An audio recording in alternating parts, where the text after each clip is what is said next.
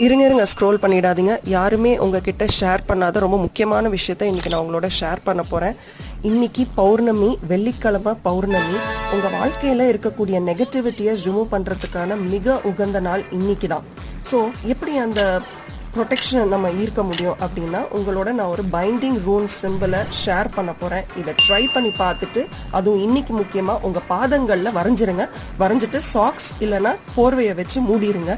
யார் உங்கள் வாழ்க்கையை விட்டு போகணும்னு நினைக்கிறீங்களோ அவங்கள விஷுவலைஸ் பண்ணிவிட்டு அவங்க உங்கள் வாழ்க்கையை விட்டு போன மாதிரியும் நீங்கள் ரொம்ப சந்தோஷப்படுற மாதிரியும் நினச்சிக்கோங்க. அது போதும்.